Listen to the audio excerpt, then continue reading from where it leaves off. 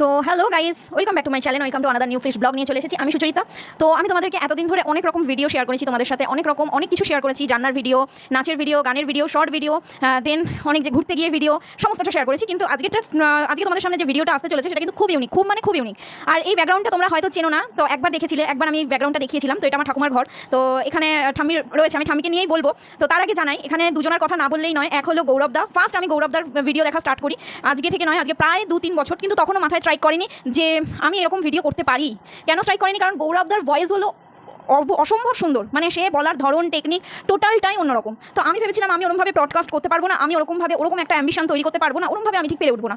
তো তখন ভাবছিলাম ওটা গৌরবদার জন্যই শ্রেয়। আমি প্রায় 3-4 বছর ধরে আজকে আমি গৌরবদার ভিডিও দেখি। গৌরবদার ওখানে যে ব্রডকাস্টগুলো হয়, তোমরা অনেকেই দেখেছো, প্রেত কথা, তো ওটা আমি প্রচণ্ড দেখি। যখনই মানে আমি সাবস্ক্রাইব করেই রেখেছি গৌরবদাকে। গৌরবদা হয়তো এই ভিডিওটা যদি দেখতে পাই তাহলে তখন দেখতে পাবে, তো সাবস্ক্রাইব করাই আছে। আমি প্রচণ্ড দেখতাম, মানে বলতে পারো কিরা, আমি সবসময় দেখতাম যে কখন আসছে ভিডিও, একটা ইয়ে থাকতো। হঠাৎ আমার চোখে পড়লো, মানে কিছুদিন আগে এরকম দেখবে যখন ভূতের কোনো গল্প আসছে তখন নিচে স্ক্রলেও কিন্তু অনেক ভূতের গল্প আসে। তখন আমি দেখতে পারলাম শ্রেয়া আচারিয়া বলে একজন গল্প, শ্রেয়াদি। তো আমি শ্রেয়াদিকে দেখার পর আমার মাথায় জানি না কীভাবে কিরা চাপলো যে আমিও আমার সমস্ত ব্লগের মাঝখানে কিছু কখনো আমি তোমাদের সামনে ভূতের গল্প শেয়ার করবো। এটা আমার মাথায় ঢুকলো। আর শ্রেয়াদিকে তোমার খুব ভালো লাগে, শ্রেয়াদি খুব কিউট, খুব সুন্দর করে গল্প বলে। তো চলো আজকের ফার্স্ট ব্লগ, মানে আজকে ভূতের গল্পের ফার্স্ট ব্লগ, যেটা একদম রিয়েল, আমার ঠাকুমাই বলবে, সেটা চলো একসাথে আমরা দুইজন সবাই মিলে শুনে নিই। তো চলো এই যে আমার ঠাকুমা। তো এখানে আমি স্পিকারটা লাগিয়ে দিয়েছি, কিন্তু ঠাম্মার ভয়েসের উপর ডিপেন্ড করছে। আগে দেখি ঠাম্মা কত জোরে বলতে পারে।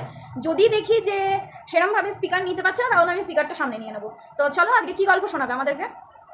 ওই একটা বউ গলায় দড়ি দিয়ে তো দেখতেই পাচ্ছ খুবই সাউন্ড কম, তো আমি তোমাদেরকে বলি। বলো, এবার জোরে বলো। বলছি, আমাদের দেশে, বাংলাদেশে কিসের গল্প প্রথমে বলো, কিসের গল্প? এটা হচ্ছে বউটা গলায় দড়ি দিয়ে মারা গেছিল। ও, একটা বউয়ের গলায় দড়ি দিয়ে কিভাবে মরেছিল সেটাই চলো তোমাদের সাথে শেয়ার করি। ঘটনাটা কোথাকার? ঘটনা হচ্ছে বাংলাদেশে, মির্জাপুরে। বাংলাদেশের মির্জাপুরের ঘটনা চলো তোমাদের সাথে আমি শেয়ার করি। আমি সুচরিতা, রয়েছে আমার ঠাকুমা আমার সাথে। তো আজকের গল্পটা হলো, গল্পের মেন আকর্ষণ হলো গলায় দড়ি দেওয়া একটা বাংলাদেশের ঘটনা, যেটা একদম সত্যি ঘটনা। তো চলো তোমাদের সাথে শেয়ার করি। বলো। ও স্বামীকে সন্দেহ করতো, ও ডাক্তারি করতো, মেয়ে ছেলেকে রুগী আসলে দেখতে দেবে না। হ্যাঁ, রাত্রিবেলা শোবে কাপড়ে ঘিরে দিয়ে শোবে, ওর কাপড়ের সঙ্গে যাতে উঠে না যায়। কিন্তু উনি খুব ভালো লোক ছিলেন, ওনার স্বভাব খুব ভালো ছিল। হ্যাঁ, ওর সন্দেহ হলো দুটো ছেলে, একটা ছেলে একটা মেয়ে হওয়ার পরে আর একটা ছেলে হলো, সেই ছেলেটার বেলায় ওর সন্দেহ আসলো। তারপরে কি করবে, মুসলমান তো ও জায়গায় বেশি, মুসলমানরা আসে, বউ নিয়ে আসে, মেয়েকে নিয়ে আসে, আর উনি আবার ঝগড়াঝাটি আরম্ভ করে দেয়। তারপরে এত সম্মানের ব্যাপার, তো উনি অন্য জায়গায় যে ডিসপেন্সারি করাতে, তা সে যে ওই মাঝে মাঝে যাই এরকমভাবে ইয়ে করে, ওনার সঙ্গে স্বামীর সঙ্গে ঝগড়াঝাটি করে। তারপরে একদিনকে ঠিক আছে শুয়ে রয়েছে, তানার বাসুরির ছেলেরে বলছে, এই আমার একটু রস এনে দিই। কিসের রস? খেজুরের রস। এখন খেজুর গাছ, খুব খেজুর গাছ। এখন ওই ছেলে মেয়েগুলো তো দেখে না, ওই দুটো রান্না করে ফেলে দিয়ে চুপচাপ থাকে, এ উজা আনে সে উজা আনে, কেউ কিচ্ছু করতে পারে না। বলে কি ওনার আসছে সন্দেহবাহী, হ্যাঁ সন্দেহ করে ওনাকে। তারপরে ছোটো বাচ্চাটা, পরে যে বাচ্চাটা হয়েছে, বাচ্চারা দেখো না কিছু না, বাড়িতে অনেক জ্যাঠা তো করতো তো ভাই বোন, আর দেশে বাড়ি খুব মিল, তা ওই তারকে ওই ডাকে। আর ওনার স্বামী আসলে এ ঘরে খায়। হ্যাঁ, তারপরে একদিনকে রাত্রিবেলা রস খাতে চাইছে, সেই বাসুরপুর কাছে ও খেজুরের রস। তারপরে খেজুরের রস নিয়ে আইছে, আনলি সে খেজুরের রস খাইছে, খাইয়ে স্বামী শুয়ে রয়েছে, ছেলেটা শুয়ে আছে, ছেলে মেয়ে 3টে, ওরা 4জনে শুয়ে আছে, 5জনে শুয়ে আছে। এর মধ্যেই ছোটো ছেলেরা উঠে গেছে, উঠে ওর মারে দেখতে পাচ্ছে না। আর কি, ওর মারে দেখতে পাচ্ছে না বলে ও কান্নাকাটা করতেছে, বুকের দুধ খায় তো কান্নাকাটা করছে। সেই সময় ওনার স্বামীর ঘুম ভেঙে গেল। ঘুম ভেঙে যেয়ে না দেখি ঘরে নেই তো, হ্যাঁ, গেল কোথায়। তারপরে সবগুলি বাড়ির একা সব উঠলো, উঠে আর দেশে বাড়িতে তো এরকম কারেন্ট ছিল না, এইসব হারিকেন ল্যাম্পও ধরা এইসব জায়গায় দেখতেছে, কোনো জায়গায় দেখছে না। তারপরে দেখছে ওনার স্বামী ওই জামতল শেওড়া গাছটা কাটে রয়েছে, ওই সেই শেওড়া গাছে উঠেছে, উঠে গলায় দড়ি দিয়েছে। মানে লোকটা দড়ি দিয়েছে না না, বউটা দড়ি দিয়েছে, দিয়ে আর ওনার স্বামী যাচ্ছে, মাথায় পা লাগিয়েছে, হ্যাঁ, পা লাগিয়ে তাকে দেখে ওনারে নামাইছে। তো বুঝতেই পারছো যে সন্দেহ মানুষকে কোন জায়গায় নিয়ে পৌঁছে দেয়। মানে সামান্য কোনো কিছুই না, লোকটা কিন্তু অত্যাধিক ভালো, কিন্তু এত সন্দেহের জন্য মানুষের প্রাণ পর্যন্ত চলে গেছে। তো সেখানে বউটা নিজে গলায় দড়ি দিয়ে দিয়েছে, শুধু তার সাইকোলজি কাজ করেছে যে এরকম ঘটনা হচ্ছে, এরকম আমার স্বামীর সাথে হচ্ছে, কিন্তু আলটিমেটলি এরকম কিছুই হচ্ছে না। কিন্তু তার সাইকোলজি কাজ করার দরুন সে এতটাই ভেঙে পড়েছে ভেতর থেকে যে বাচ্চা সন্তানগুলোকে রেখেও সে মরে যাওয়ার কথা কিন্তু দুবার ভাবেনি। সে কিন্তু সেই রাত্রেবেলা শেওড়া গাছের তলায় গিয়ে শেওড়া গাছেই গলায় দড়ি দেয়, আর সেই পাটা মানে খোঁজাখুঁজির সময় তার স্বামীর মানে মাথাতেই কিন্তু পাটা লাগে। তো এই বউটা কি মানে তুমি চিন্তা এই বউটাকে? হ্যাঁ, আমাদের বাড়ির পাশে। তো ঠাম্মা যেখানে থাকতো মুজফ্ফরপুর তো সেই মানে সেখানকারই পাশাপাশি যেরকম প্রতিবেশী, সেই বাড়ির ঘটনা। তো তারপরে যখন পা লাগলো বউটার মাথা মানে তারপরে হারিকেন দিয়ে দেখতেছে যে ওর বউ, ওনার বউ। তারপরে সব চিৎকার করে উঠলি, সবগুলো গেল, যাই নামালো, পুলিশ আসলো, পুলিশের সমস্ত কথাবার্তা বললো, বলাতে পাড়ার মানুষও এসে বললো যে উনি এইরকম আগে ভালো ছিল, ওই দুটো ছেলে মেয়ে হয়েছে, তারপরে এই ছেলে দেওয়ার পরে তো এইরকম হয়েছে। হ্যাঁ, পাড়ার মানুষও সবগুলো এসে দিল। আর ডাক্তার তো খুব ভালো ডাক্তার ছিল। তারপরে পুলিশরা চলে গেল, ওনারে নিয়ে দাহ করলো।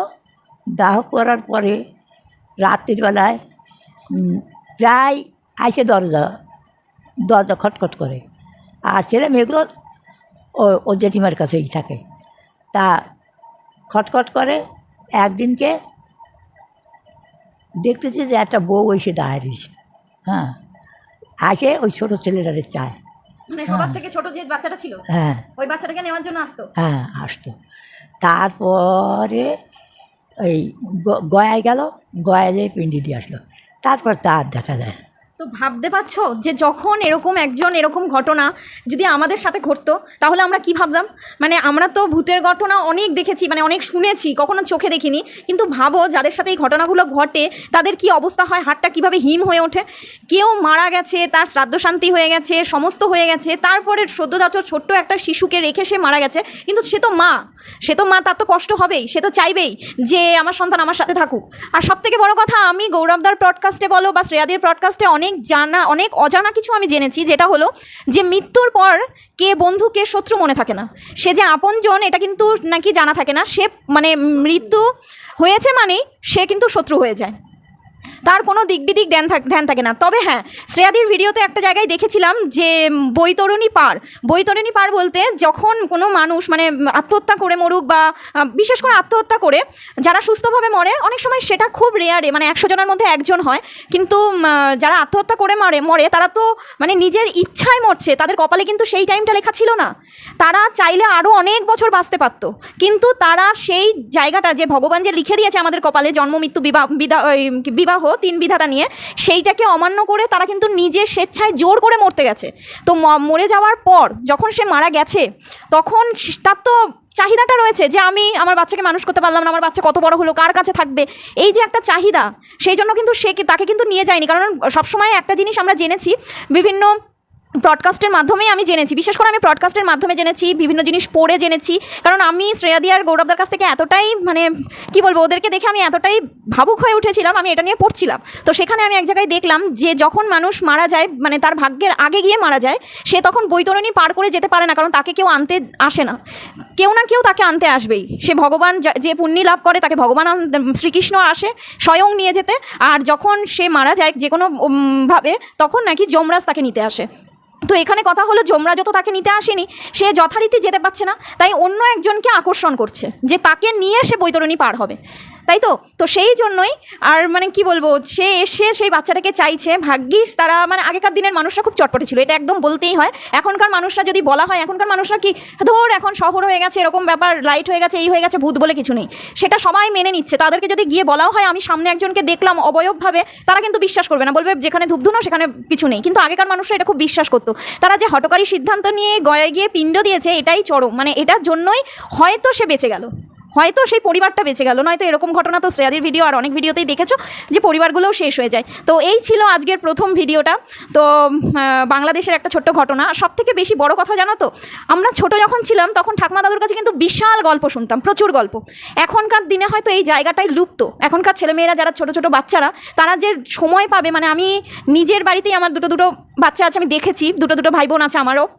আমার ভাই বোন না, মানে আমার দাদার ছেলেমেয়েরা আছে, ওরা ছোট, মানে একদম ছোট থেকেই পড়াশোনার মধ্যে এত ডুবে গেছে যে ঠাকুমা দাদুর কাছে যে বসে গল্প শুনবে এই জায়গাটা কিন্তু নেই, যে ঠাম্মা দাদুর সঙ্গে গল্প করবে। কিন্তু হ্যাঁ, আমি, আমার ভাই, আমার জেঠুর ছেলে, আমি প্রচণ্ড গল্প শুনেছি আমার ঠাম্মা দাদুর কাছে। কিন্তু আমার ভাই ততটা শোনেনি, কারণ আমার ভাই যখন হয়েছে তখন অতটা অ্যাভেলেবেলভাবে গল্প টল্প এরম শুনবো এরম ব্যাপারটা ছিল না। কিন্তু আমি আর আমার ভাই খুব শুনতাম, খুব, মানে দাদুর কাছেও, দাদু আজকে নেই, তো দাদুর কাছে আর ঠাম্মার কাছে প্রচুর গল্প শুনেছি। তো সেখান থেকেই মাথায় আসলো যে এই জিনিসটাকেই দাদা, মানে যেহেতু আমি গৌরব দাস শ্রেয়াদির ভিডিওগুলো দেখি, সেখান থেকে মাথায় আসলো যে চলো তোমাদের সাথে আমি তো ব্লগ বানাই, তো তার মধ্যে কখনো কখনো অ্যাড করি, দেখি তোমরা কীরকম পছন্দ করো। যদি খুব পছন্দ করো তাহলে আমি আরও ভিডিও নিয়ে আসবো।